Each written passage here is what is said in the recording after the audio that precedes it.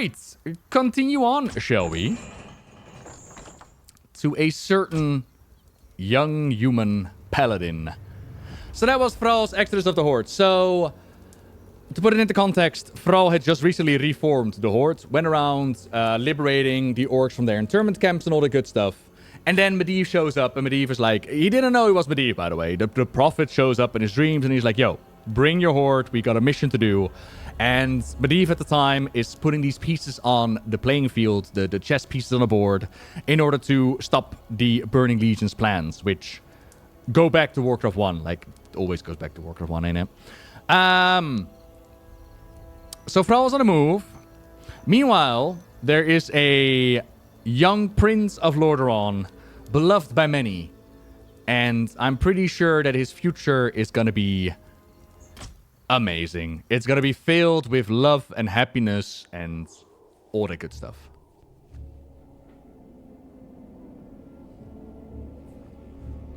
As the cutscene plays, let me go to the toilet, actually. Haha.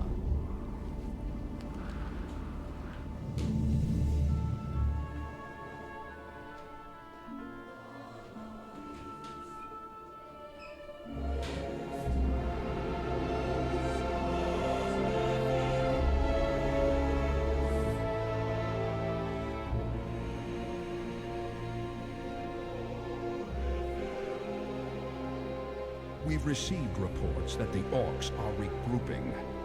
Certainly the recent attacks against the internment camps are evidence enough. Agreed. The Horde is on the move. This is absurd. My nation will not stand by and watch as the Horde masses on our very doorstep. The orcs are not our primary concern here. How many times must I repeat myself? King Terenas, you must heed my warning. This plague that has gripped the Northlands could have dire ramifications. Plague? You wizards are just being paranoid.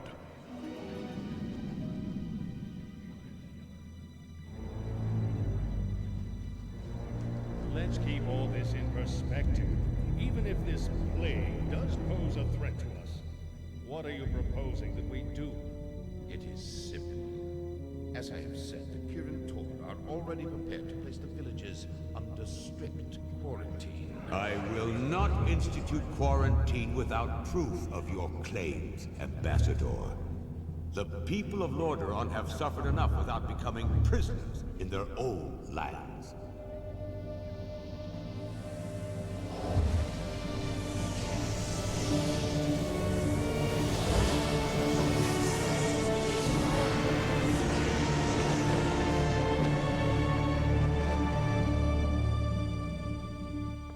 Yet prisoners they are, good king. What is the meaning of this? Who are you? Who are you? Humanity is in peril. The tides of darkness have come again, and the whole world is poised upon the brink of... Madman! Enough of this. Guards, remove this bandit. Hear me. The only hope for your people is to travel west, to the forgotten lands of Kalimdor. Travel west. Are you mad? Hold, Ambassador. I don't know who you are or what you believe, but this is not the time for wrangling prophets. Our lands are beset by conflict, but it shall be we who decide how best to protect our people. Not you. Now, be gone. I failed humanity once before, and I will not do so again. If you cannot take up this cup, then I shall find another who will.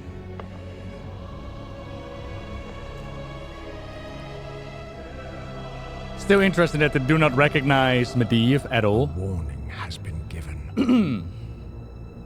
Their fate is now their own. Like, the Guardian was not this unknown character. Like, Stormwind worked with the Guardian. The Kirin Tor tried to work with the Guardian. And I don't think they've ever actually explained why someone like Terenas did not recognize Medivh for who he was. Now, you could argue that Terenas didn't know, but I don't know. Yeah, he was disguised as a prophet. Like, I genuinely wonder if he used magic in order to make himself look differently. But then you gotta wonder, why would he? Like, why would he not come out as the Guardian? But then, now that I think about it, it might be because he was the whole corrupted Guardian. Like, they did have to strike him down. Maybe he did it on purpose.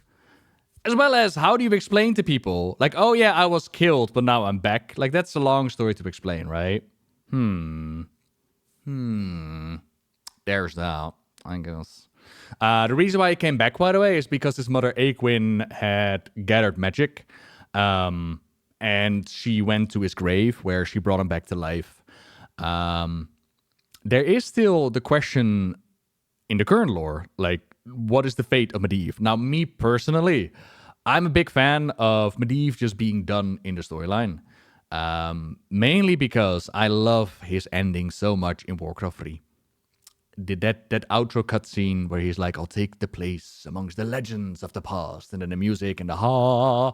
But there is, like, inside of Karazhan, especially with the return to Karazhan Legion, we've seen echoes of Medivh, and we've read books with Reffion where Reffion has spoken to Medivh. But all of that so far, with a little side note of maybe the end fight was in the Twisted Nether, but all of that so far is happening in Karazhan. And we know that Karazhan is weird when it comes to time. A lot of people actually go crazy in there, and this even goes back as far back in the book, The Last Guardian, where not-so-young apprentice Khadgar looks up at the tower after they kill Medivh, and he sees an echo of Medivh, and he's like, oh, so you're there, huh? So time has already been wibbly-wobbly, timey-wimey in the tower, specters and images and all that good stuff. So his fate is up in the air. But like I said, the reason why I dislike Medan when it was still a thing is not so much because Medan was like this Mary Sue that could do whatever he could, because, you know, he got like shamanistic powers and light powers, and whatever Medan touched was wonderful and great, and he could do whatever. That wasn't my major issue with Medan. My problem was that Medan was made the Guardian. And in my mind, the Guardian storyline ends with Medivh with a purpose. The whole reason why Medivh is going around the world in Warcraft 3 is to show the world, teach the world that they no longer needed Guardians, that they could do it on their own, and that his role was played and done and over with. So by adding another Guardian to the storyline, you completely nuke Medivh's storyline and nullify what he's doing here in Warcraft 3. And I don't want a new Guardian in the same vein that Khadgar does not need to be a new Guardian. That's what I actually like. In Khadgar's Legion video, the Legion is trying to tempt him with the powers of the Guardian. And Khadgar's like, nah, that's not for me. Get out of here. I like that. You might wonder, why does Zolotov call him Guardian? But I kind of, in my mind, it's like taunting. Like, ha, ha, ha, what kind of Guardian are you? So, yeah. A few people knew how he looked as he spent most of his time at Karazhan. I don't know if people knew that he brought the orcs in, because he has to explain to Thrall and all that it was him who did it. But yeah, it might be a thing. Anywho, we are in the beautiful lands. As you can see, we have like Durnhold, where Thrall came from. We've got Stratholme up in the north. Stratholme people are familiar with. Hearthglen, of course. And yeah, there are paladins on the road. The people are in need of defending of the lights of righteousness and retribution. Glad you could make it, Uther. You're not my king yet, boy. Welcome, Prince Arthas. The men and I are honored by your presence. Hi, Arthas. Can the formalities, Uther. I'm not king yet. It's good to see you. You too, lad. I'm pleased that King Terenas sent you to help me. Father For still now. hopes your patience and experience might rub off on me. Well, it is a father's right to dream, isn't it? Look, here's where we stand. Our scouts have confirmed that there is an orc encampment hidden somewhere over the next ridge. As I suspected. It gets worse. They're preparing to attack the nearby village of Stronbrad. As far as we know, the village is completely defenseless.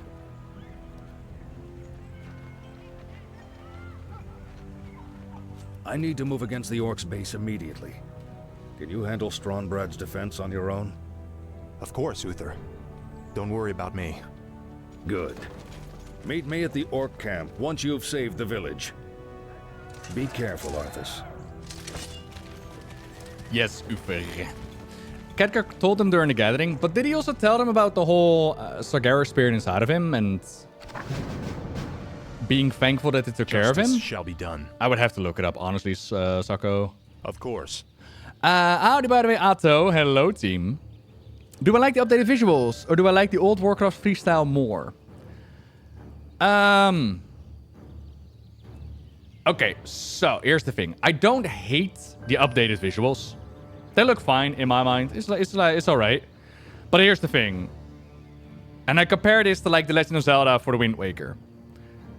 Wind Waker, even though at the time people criticized the art style that Nintendo chose, the Legend of Zelda the Wind Waker has stood the test of time. And to this game, to this day, does not need an HD remake because it looked glorious and fantastic. In a similar vein, Warcraft 3 is one of those gems that in my mind did not need an update in order to survive and be repurposed. Warcraft 3 was fine. And the update that they've given it with Reforged is, in my mind, not good enough in order to warrant the damage that they've done with leaderboards and matchmaking and bugs into the game. The promised updated storylines and visuals and the cutscenes and all that. I don't think Reforged has done enough in order to warrant the idea of, oh yeah, we should have done this Reforged thing. A sound plan. But like I said, like I don't hate it. It's not a great offense. I can play the game as I wanted to. But I know that those in the community for honor that are massive Warcraft 3 fans are like, what the fuck did you do to my game? Of course. I love your game. Why did you take this away from me? Greetings, so, yeah. So, there's that. Revealed the truth regarding his apprenticeship to Medivh. I stand for the light. Can we kill him? That villager had to be purged. Certainly. You need to be purged. Oh, that one is invulnerable. Plan. See? They make distinctions between those that need to be purged. Hello, Stephanie. Hello. Hi, Maria. Certainly. For honor. For my father, the king. You are past redemption. Welcome to our village. Thank you, Farmer Tet. A sound plan. Welcome to the grave. Betrayer of the light. We'll fight for Lordaeron. Get your swords. Oh shit, did I just kill extra units? The light is my strength. Oh, no! For honor. Whoops. Oh, well. Of course. Certainly. Justice has come. For my father, the king. See, y'all don't know this yet, but all of this has been infected with the plague, alright? I'm just making sure that none of this is spreading. And that the world is safe. Honor. Hello! Please, you're my only hope. Oh no! A group of gnolls kidnapped my little Timmy and took him to their hideout in the forest. Could you find him and bring him home? Slay the gnoll kidnappers. Can do.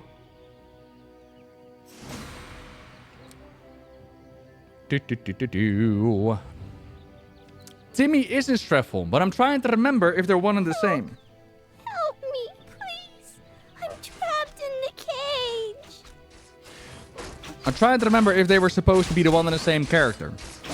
Because there was also a Timmy and Faramore, I think. Is it the one and the same? They are? Alright. Of course. Please get me out of here. I want to go home. Go on then, Justice little shall Timmy. be done. Go home. Become a ghoul later in life. Thanks so much. I have a reward for you. There's also a Timmy in the Human Campaign Chapter 4 and in Rexar's campaign. I'm here to help. So somewhere in the back of my mind, it's telling me that I Wikipedia this at some point, and it was like, no, it's not the same Timmy because so-and-so reason. And I think it's because... Okay, hang on. Now you're all making me want to check this out. Hang on. Please don't crash on me, game. Timmy. Timmy is a neutral ghoul encountered in Prince Arf's and Jaded Proudmoore and Enderhall Warcraft 3 Reigns of Chaos during Chapter 4 of the human campaign called Call to the Damned. Timmy is kept in a cage at the center of Enderhall and can be freed by destroying it. Timmy is a neutral being, so he can only be attacked with the attack button and a left click on him. He can be killed and drops the Ring of Superiority. Although his faction color is the same as the Undead Scourge, he is of the Timmy faction, which is of course not hostile to the player. It is speculated by some that the ghoul Timmy is in fact Little Timmy transformed by the plague. However, a character named Little Timmy is seen selling ice shards, and even later on Fedamore with his mother. It is speculated by some that Timmy the Cruel in World of Warcraft is the same ghoul. According to Warcraft 3 and World of Warcraft designer, Timmy got used a few times because multiple designers ended up making the same reference in different areas. Tim Campbell was the level designer who put the original Timmy in Warcraft 3, and then our level designer Dean Shipley put the undead Timmy in a later level. The WoW Quest designers were not the same designers for Warcraft 3, so it's not surprising that things got mixed up, and thus you have a Schrödinger Timmy, who is simultaneously alive and dead. Good job, Brain. You done good. You remembered good, Brain. I'm proud of you. A sound plan. Betrayer of the light. I stand for the light. But do you have any good shit in your home? Justice has come. La la la la. Schrödinger's Timmy. I don't know, right? Of course. Certainly. For honor. Feel my wrath. Yo, really nothing in your houses? Did I break all of this for no reason? For honor. Man, can you stop kidnapping children? Did we do the quests? We have saved Timmy. There's still one undiscovered quest. All right. I too am proud of my brain, Atto. I wish it would remember like more useful shit. Although thankfully I've been able to turn it into useful shit. But Paupernols. Fucking paupernols. Heb je helemaal niks in je huisie? Hey, ben je arm of zo? But yeah, like, I don't know. I don't know why this Warcraft stuff. Bandits are stealing our belongings. Hey, don't steal their shit. We'll take their coin just like everyone else's. Those bandits stole my ledger. Without it, I will lose my entire farm. Kill them all. Please, retrieve it from their camp. Yeah. They mean so much to us. I got you. I'm Prince Arfus of Lordaeron. So at the time, Arfus is actually a very beloved prince amongst... Like, he is a man of the people, all right? He visits them. He hangs out with the paupers. He is the prodigy child. And our Arfus, amongst his princely duties, had to go to Durnhold at some point, where he actually... Sound plan. He actually... a sound plan. Saw Thrall fight, and he thought to himself, you know, if that orc ever releases himself, that could be a problem, ain't it? But, you know, he was like, oh, gamble, drinky. So that night, a Daelus Blackmore sent the prince a little gift in the form of Tarifa Foxton. And Tarifa showed up at the prince's door, and he's like, greetings, my lord. My master hopes that you like what you see. Certainly. And Arfus is very confused, and he's like, what do you mean?